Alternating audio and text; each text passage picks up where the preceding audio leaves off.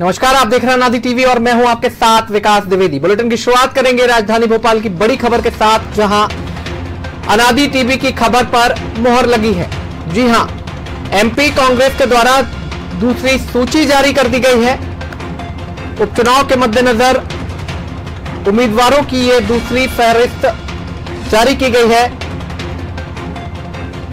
जौरा से पंकज उपाध्याय, पोहरी से हरिवल्लभ शुक्ला, ग्वालियरपुर से सतीश सिंह सिकरवार, सुमावली से अजब सिंह, सुर्खी से पारुल साहू को उम्मीदवार बनाया गया है। आपको बता दें, गोविंद सिंह राजपूत के खिलाफ पारुल साहू अब चुनाव लड़ेंगी।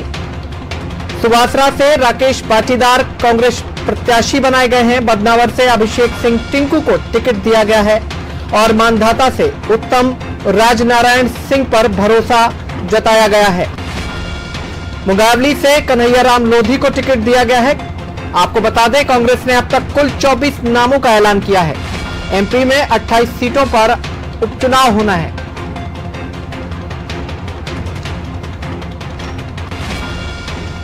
तो इस वक्त की खबर राजधानी भोपाल से है। अनादि टीवी ने इस सूची को लेकर एक खबर पहले ही दिखा दी थी, जिसके बाद आज ये सूची जारी होने के बाद अनादि टीवी की खबर पर मुहर लगी है। हमने पहले ही प्रत्याशियों के नाम संभावित रूप से अपने दर्शकों तक पहुंचाए थे और आज अनादि टीवी की खबर पर मुहर लगी है। अब केवल 4 सीटों पर उम्मीदवारों के नाम तय होना शेष रह गया है। बाकी सभी सीटों के लिए कांग्रेस अपने उम्मीदवारों के नाम घोषित कर चुकी है। और आइए इसी पूरी खबर पर बातचीत के लिए अब हम चलेंगे और सीधे जुड़ेंगे लाइव हमारे विशेष संवाददाता वैभव गुप्ता से, जो कि हमारे न्यूज रूम से लाइव जुड़े हुए हैं हमारे साथ। उनसे जान लेते हैं कि क्या कुछ सियासी मायने अब इसके बाद निकलते हुए दिखाई देते हैं। वैभव, जिस तरह से सूची जारी की गई है कांग्रेस की दूसरी और जो नाम घोषित किए गए हैं, उसे देख करके सियासी मिजाज क्या कहता है मध्य प्रदेश का? बिल्कुल विकास, सबसे पहले तो एक बार फिर अनादि टीवी की खबर पर मोहर लगी है। 22 सितंबर को अनादि टीवी ने 6 नामों के बारे में बताया था कि ये कांग्रेस की ओर से संभावित प्रत्याशी हो सकते हैं। तो आज जो सूची सार्वजनिक की है कांग्रेस की ओर से, 6 में से 4 नाम वही है जिन्हें अनादि टीवी ने बताया था, जिनके नामों पर अनादि टीवी पहले ही कह चुकी थी कि इन विधानसभा सीटों से इस कांग्रेस के नेता को टिकट मिल सकता है। तो एक बार फिर अनादि टीवी ने सबसे पहले जो खबर दिखाई उस पर मोहर लगी है कांग्रेस की, एक तरह से कह सकते हैं हम। तो वो ये जो 4 सीटें हैं, ग्वालियरपुर से सतीश सिकरवार को टिकट दिया गया है, वहीं सुर्खी से पारुल साहू को, पोहरी से हरिवल्लभ शुक्ला को, इसके साथ ही मुंगावली से कन्हैयाराम लोधी। ये वो 4 सीटें हैं विकास, जिनके बारे में, जिनके नामों पर जो चुनाव लड़ने वाले हैं कांग्रेस की ओर से, उनके नामों की जो बात है वो सबसे पहले अनादि टीवी ने कही थी। उन्होंने, अनादि टीवी ने स्पष्ट तौर पर बताया था कि इन सीटों से इन जो नेताओं पर कांग्रेस भरोसा जता सकती है। तो इसमें एक और खबर भी है, एक समझे तो कम से कम विकास, ग्वालियर से जो सतीश सिकरवार हैं वो अब से कुछ दिन पहले ही बीजेपी में शामिल हुए हैं। सुर्खी से पारुल साहू बीजेपी की विधायक भी रह चुकी हैं। पोहरी से हरिवल्लभ शुक्ला भी बीजेपी का दामन थामे नजर आए थे। तो वहीं मुंगावली से कन्हैयाराम लोधी भी। तो जो पहली सूची आई थी 15 नामों की, इसके बाद जो 8 जो सूची आई है 8 नामों की, उसमें कहीं ना कहीं हम कह सकते हैं कि उन नेताओं पर कांग्रेस ने भरोसा जताया है, क्योंकि बीजेपी लगातार आरोप लगा रही है कि आयतित उम्मीदवार हैं कांग्रेस के प्रत्याशी। तो आज भी चाहे सतीश सिकरवार की बात की जाए, पारुल साहू की बात की जाए, हरिवल्लभ शुक्ला की बात की जाए, फिर जो पहली सूची में 15 नाम थे, अधिकतर नाम है बीजेपी या फिर जो बसपा सपा, इसके साथ ही जो निर्दलीय उम्मीदवार थे जो कि 2018 के विधानसभा चुनाव में तीसरे नंबर पर आए थे, कांग्रेस ने उन पर ही भरोसा जताया है। अब केवल 4 नाम रह गए हैं और ऐसा माना जा रहा है कि जल्द ही 1 या 2 दिन में मध्य प्रदेश में विधानसभा चुनावों की आचार संहिता लग सकती है। तो जल्द ही कांग्रेस के द्वारा जो 4 सीटों पर नाम रह गए हैं, हम मुरैना की बात कर रहे हैं कि मुरैना सीट पर अब तक कांग्रेस अपने प्रत्याशी के नाम की घोषणा नहीं कर पाई है, वहां पेच फंसा हुआ है। चौधरी राकेश सिंह जो कभी कांग्रेस के वरिष्ठ नेता रहे थे, फिर वो बीजेपी में शामिल हो गए थे और अब से कुछ दिन पहले ही वो एक बार फिर कांग्रेस का दामन थाम चुके हैं। वो कह रहे हैं कि प्रदेश अध्यक्ष कमलनाथ ने मुझे आश्वासन दिया है कि मुरैना से मुझे टिकट दिया जाएगा, लेकिन फिर पेच फंस गया है। जिस तरीके से जो सूचना मिल रही है, जो सोर्सेस कह रहे हैं कि गोविंद सिंह के साथ ही जो अन्य कांग्रेस के वरिष्ठ नेता हैं वो कह रहे हैं, अजय सिंह से भी ये बात सुनने में आई है कि जब ये बीजेपी के नहीं हुए, इससे पहले जब कांग्रेस के नहीं हुए, तो फिर हम इन पर भरोसा क्यों जताए, क्योंकि ये चौधरी राकेश सिंह भी बागी हो चुके हैं। एक बार वो बीजेपी का दामन थाम चुके हैं। जब विधानसभा में विश्वास मत पर चर्चा हो रही थी, उस वक्त चौधरी राकेश सिंह ने कांग्रेस पर ही अविश्वास जताकर बीजेपी में जाकर शामिल हो गए थे। तो जब ये बागी हो सकते तो फिर हम बागियों पर टिकट क्यों दें, बागियों पर भरोसा क्यों जताएं। इसके साथ ही एक बेहद महत्वपूर्ण है कि हेमंत कटारे को टिकट दिया जा सकता है मुरैना से, लेकिन वो अपनी अटेर विधानसभा सीट को क्यों छोड़ेंगे, ये भी एक बहुत बड़ी बात है कि आखिरकार मुरैना सीट पर इतनी लेट लतीफी या फिर इतनी देरी क्यों हो रही है, जब अब से कुछ दिन के भीतर ही, अब से 1 या 2 दिन के भीतर ही मध्य प्रदेश में विधानसभा उपचुनावों की आचार संहिता लग जाएगी।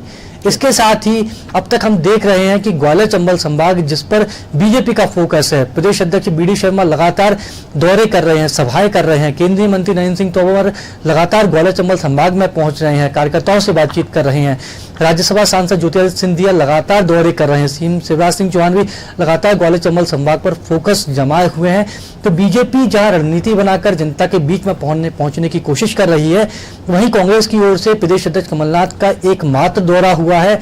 इसके साथ ही जो कांग्रेस के वरिष्ठ नेता हैं, चाहे दिग्विजय सिंह की बात की जाए, अजय सिंह की बात की जाए, गोविंद सिंह की बात की जाए, तो ग्वालियर चंबल संभाग में इनका एक तरह से कह सकते हैं कि इनके पास कार्यकर्ता तो है, लेकिन जब उनका नेता कार्यकर्ताओं के बीच में नहीं पहुंचेगा तो कार्यकर्ताओं के बीच में भी कहीं ना कहीं निराशा का भाव रहेगा। जी वैभव, इसके साथ ही और अगर सियासी हलचलों की बात करें तो जिस तरह से जब भी सूची आती है विरोध के स्वर उठते हुए दिखाई देते हैं, इस बार भी उठते हुए दिखाई दिए होंगे। तो उपचुनाव से पहले जो भी पूरा का पूरा अगर हम सिस्टम देखें, जिस तरह से आप बात कर रहे थे कि भाजपा के नेताओं के लगातार दौरे जारी हैं, शीर्ष नेता लगातार पहुंच रहे हैं क्षेत्र में और सभाएं भी कर रहे हैं, मुख्यमंत्री भी लगातार घोषणाएं कर रहे थे। उसके बाद अब पूर्व मुख्यमंत्री जो हैं और कांग्रेस के प्रदेश अध्यक्ष हैं कमलनाथ, वो मैनेजमेंट पर खासा फोकस कर रहे हैं। ये शब्द बार बार सुनाई दे रहा है, तो किस तरह के मैनेजमेंट में वो जुटे हुए हैं? अगर चुनाव मैनेजमेंट से जीते जाते तो शायद हर कोई जो कॉर्पोरेट में महारत रखता है, जो मैनेजमेंट गुरु होते, वो आसानी से चुनाव जीत जाते। मैनेजमेंट चुनावों के लिए जरूरी होता है विकास, लेकिन सारी चीजें मैनेजमेंट पर डिपेंड नहीं करती। अगर मैनेजमेंट गुरु हैं, बहुत अच्छा प्रदेश अध्यक्ष कमलनाथ का मैनेजमेंट है, तो फिर कैसे सिंधिया बीजेपी कांग्रेस से बागी हो गए, कैसे सिंधिया समर्थकों ने कांग्रेस का साथ छोड़कर बीजेपी का दामन थाम लिया। तो कहीं ना कहीं जो मैनेजमेंट है वो प्रदेश अध्यक्ष कमलनाथ का ही फेल हुआ है। तो केवल मैनेजमेंट के भरोसे अगर रहेंगे तो परिणाम कई बार हमारी अपेक्षाओं के अनुरूप नहीं आते हैं। कांग्रेस के पास चेहरों की कमी नहीं, कांग्रेस के पास नेताओं की कमी नहीं, लेकिन नेता क्यों नहीं पहुंच रहे हैं, ये सवाल कांग्रेस के अंदर खाने से भी उठ रहा है कि जिस तरह से हमने गोविंद सिंह की नदी बचाओ संघर्ष यात्रा देखी, उसमें दिग्विजय सिंह भी शामिल हुए, अजय सिंह भी पहुंचे और कांग्रेस के वरिष्ठ नेता राज्यसभा सांसद विवेक तनखा भी उस रैली में पहुंचे थे। लेकिन ग्वालियर चंबल संभाग में और भी कई सीटें हैं जहां पर उन सभी नेताओं को जाना चाहिए था, जहां पर अपनी एकजुटता का प्रदर्शन करना चाहिए था, जिससे उसके कार्यकर्ता के मन में भी भरोसा उठता कि अब हमारा जो प्रदेश नेतृत्व है वो एक हो गया है। अब गुटबाजी के जो आरोप बीजेपी लगाती है वो गुटबाजी के आरोप गलत साबित हो रहा है। उसके साथ ही सबसे महत्वपूर्ण बात, जिस तरह से सिंधिया को बीजेपी आगे बढ़ा रही है, आज मन की बात में पीएम मोदी ने भी राजमाता सिंधिया का 5 बार जिक्र किया, उन्होंने अपने पुराने अनुभवों को भी साझा किया।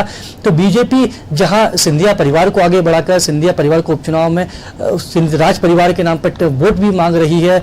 पीएम मोदी के उद्बोधन को भी हमने सुना, मन की बात में वो जिक्र करते रहे। 5 बार राजमाता सिंधिया के नाम का जिक्र करना अपने आप में बताता है कि कितना सही बात है। बिल्कुल सही बात है। पीएम कोई भी बात बिना मतलब के नहीं कहते, हर एक बात का उनका मतलब होता है और हर एक बयान का सियासी मायने भी निकाले जाते हैं। अब वह हम एक सीट पर, चूंकि सूची जारी की गई है और ऐसे में जब स्थितियां थी संभावित उम्मीदवारों की, अब हम बात करते हैं एक ऐसी सीट की जो अब काफी रोमांचक हो गई है।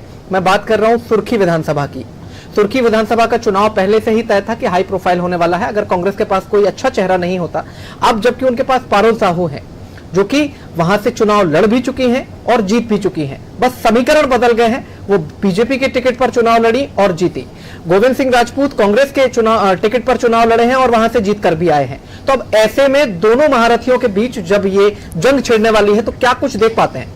अब से कुछ दिन पहले प्रदेश अध्यक्ष कमलनाथ के सरकारी निवास पर पारुल साहू पहुंचे थी। उनके चाचा जो कि कांग्रेस कमेटी में पदाधिकारी हैं वो भी पहुंचे थे और प्रदेश अध्यक्ष कमलनाथ की मौजूदगी में पारुल साहू ने कांग्रेस की सदस्यता ग्रहण की थी और उस वक्त उनसे अनादि टीवी ने बात की थी। अनादि टीवी से बात करते हुए पारुल साहू ने स्पष्ट तौर पर कहा था कि ये मेरी घर वापसी है। जब सदस्यता कार्यक्रम चल रहा था तब प्रदेश अध्यक्ष कमलनाथ ने भी कहा था कि पारुल साहू के पिता मेरे वरिष्ठ कांग्रेसी नेता और मेरे बहुत अच्छे मित्र रहे हैं। इनके चाचा भी कांग्रेस कमेटी में पदाधिकारी हैं। पारुल साहू भी का जो परिवार है वो कांग्रेस से उनका नाता है। मैं यहाँ पर आपको रोकना चाहूंगा। फिलहाल हमारे साथ मुंगावली से कन्हैयाराम लोधी जी जुड़ गए हैं जिन्हें प्रत्याशी घोषित किया है कांग्रेस ने। उनकी प्रतिक्रिया भी हम ले लेते हैं, जान लेते हैं कि क्या कुछ वो कह रहे हैं। कन्हैया जी, बहुत स्वागत है आपका अनादि टीवी में। लगता है हमारा संपर्क टूट गया है कन्हैया जी से, तो हमारे विशेष संवाददाता हमारे साथ लगातार जुड़े हुए हैं, तब तक हम उनसे चर्चा कर लेते हैं। वैभव, आप अपनी बात जारी रख सकते हैं, तब तक हम दोबारा उनसे बात करने की और संपर्क साधने की कोशिश करेंगे। बिल्कुल, पारुल साहू की घर वापसी हो चुकी है। कांग्रेस में वर्तमान में बीजेपी सरकार में मंत्री गोविंद सिंह राजपूत भी बेहतर तरीके से अपने विरोधी यानी कि पारुल साहू को जानते हैं। दल भले ही दोनों के बदल गए हों, लेकिन दोनों एक दूसरे की सियासी ताकतों को भी जानते हैं। किस तरह से पारुल साहू के कार्यकर्ता कौन है, गोविंद साहू के कार्यकर्ता कौन है, तो दोनों चाहे जो जिस तरह से हम कह सकते हैं कि जो दुश्मन है, दुश्मन की बारीकियों के बारे में भी जानते हैं, उनकी शक्तियों के बारे में भी जानते हैं। तो सबसे ज्यादा जो दिलचस्प चुनाव होगा वो सुर्खी विधानसभा का ही रहेगा। पूरी बीजेपी, खुद बीजेपी के जो सांसद हैं ज्योतिरादित्य सिंधिया पूरी ताकत अपने समर्थक गोविंद सिंह राजपूत को जिताने में लगा देंगे। ये सबसे ज्यादा महत्वपूर्ण होगा। ऐसे में पारुल साहू किस तरह से चुनाव को लड़ती हैं, पारुल साहू बेहतर तरीके से सुर्खी विधानसभा को भी समझती हैं। उनके पिताजी भी बेहतर तरीके से सुर्खी विधानसभा को समझते हैं। तो अब तक जो कांग्रेस में थे नेता वो बीजेपी के हो चुके हैं, जो बीजेपी के नेता थे वो कांग्रेस के हो चुके हैं। दोनों ही विधायक रह चुके हैं। गोविंद सिंह राजपूत वर्तमान में मंत्री हैं, लेकिन अब आगे क्या होगा, किस तरह से जनता किसको अपना आशीर्वाद देगी, ये बेहद महत्वपूर्ण रहेगा। क्योंकि अभी भले ही सियासी दलों ने अपने राजनीतिक पत्ते खोल दिए हैं, अपने प्रत्याशियों के नामों की घोषणा कर दी है। इससे पहले सीएम शिवराज सिंह चौहान ने भी कहा था कि हमारे प्रत्याशियों के नामों तो पहले ही सबको लगभग पता है, वो तो क्षेत्र में जाकर काम भी कर रहे हैं। लेकिन कांग्रेस की ओर से पारुल साहू को भी हरी झंडी मिल गई थी, वो भी लगातार क्षेत्र की जनता से संवाद कर रही थी, बातचीत कर रही थी। अब जब उनका नाम अधिकृत हो चुका है तो जो कम समय बचा है, कम समय में दोनों ही कोरोना संक्रमण से दूर रहते हुए सियासी पकड़ बनाने के साथ अपने दुश्मन को हराने की कोशिश करेंगी। और इस दिलचस्प लड़ाई में कौन जीतता है, कौन हारता है, ये बेहद महत्वपूर्ण रहेगा। बिल्कुल देखने वाली बात होगी, चूंकि जिस तरह से पूरा माहौल मध्य प्रदेश की सियासत का दिखाई दे रहा है, उसमें हर दिन एक नई चीज निकल करके सामने आ रही है और भी कई बागी नेता निकल करके सामने आ सकते हैं। जिस तरह से विरोध के स्वर उठते हुए दिखाई दे रहे हैं ग्वालियर चंबल अंचल से लेकर के मालवा तक में, कार्यकर्ता अपनी बात रखते हुए नजर आ रहे हैं, चाहे वो कांग्रेस के कार्यकर्ता हो या बीजेपी के कार्यकर्ता हो, दोनों तरफ से विरोध के स्वर उठ रहे हैं। किसी न किसी प्रत्याशी के समर्थन में या फिर विरोध में तमाम तरह की चीजें हो रही हैं। और उपचुनाव है, महत्वपूर्ण बात यहां पर यह हो जाती है कि जबकि उपचुनाव है और ऐसे में सरकार तय होगी आने वाले 3 सालों की, पूरा विधानसभा चुनाव जितना महत्वपूर्ण था उससे कहीं ज्यादा ये उपचुनाव महत्वपूर्ण नजर आते हैं। वैभव, विकास, यही लोकतंत्र की खूबसूरती है कि नाराज तो बहुत होती है जनता, कार्यकर्ता भी नाराज होते हैं। कार्यकर्ता अपने नेता से कहते हैं, अपने आला कमान से कहते हैं कि आपने हमारी बात को नहीं सुना तो हम अधिकृत प्रत्याशी के लिए काम नहीं करेंगे। लेकिन कई बार विकास हमने ऐसा देखा है कि नाराजगी भरपूर होती है, लेकिन वही जीतता है जिसकी सबसे ज्यादा नाराजगी होती है, चाहे वो जनता की बात की जाए, चाहे वो कार्यकर्ता की बात की जाए। यही खूबसूरती है, क्योंकि मतदाता कि ईवीएम में किस बटन को दबा रहा है इसके बारे में किसी कुछ नहीं पता होता। केवल जब मतगणना होती है, जब ईवीएम में जो जादुई आंकड़े दर्ज होते हैं वो जब सामने आते हैं, वही बताती हैं कि कौन जीता और कौन हारा। एक छोटा सा सवाल और एक छोटी सी प्रतिक्रिया मैं आपसे लूंगा, क्योंकि हमारे पास समय की कमी है। जो किसान आंदोलन लगातार चल रहा है पूरे प्रदेश सहित देश के अलग अलग हिस्सों से, जो तस्वीरें आ रही हैं, उससे क्या कुछ फायदा और नुकसान होता हुआ बीजेपी को दिखाई देता है? छोटी सी प्रतिक्रिया। बिल्कुल, अगर बीजेपी से संतोष को थाम देगी तो फिर बीजेपी के लिए किसानों के वोट बैंक को आकर्षित करने में बहुत ज्यादा मुश्किल नहीं होगी। वहीं आज प्रदेश कांग्रेस कार्यालय में प्रेस कॉन्फ्रेंस का आयोजन किया गया।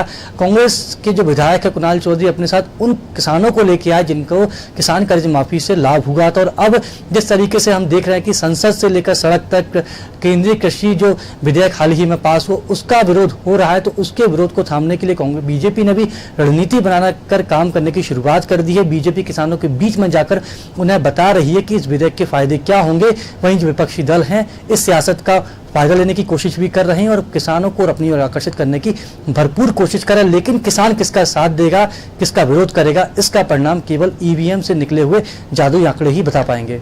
चलिए वैभव, बहुत शुक्रिया अपनी प्रतिक्रिया देने के लिए और हमसे जुड़ने के लिए। तो ये थे हमारे विशेष संवाददाता जो कि बता रहे थे कि किस तरह से चुनावी माहौल मध्य प्रदेश का दिखाई देता है। अब जबकि कांग्रेस की सूची जारी हुई है और कांग्रेस की सूची जारी होने के बाद जो नाम निकल करके सामने आए हैं उसमें से कुछ सीटों का चुनाव हाई प्रोफाइल दिखाई देता है। फिलहाल हम सुवासरा से राकेश पाटीदार, जिन्हें कांग्रेस ने प्रत्याशी घोषित किया है, उनकी प्रतिक्रिया आप सभी को सुनवाते हैं।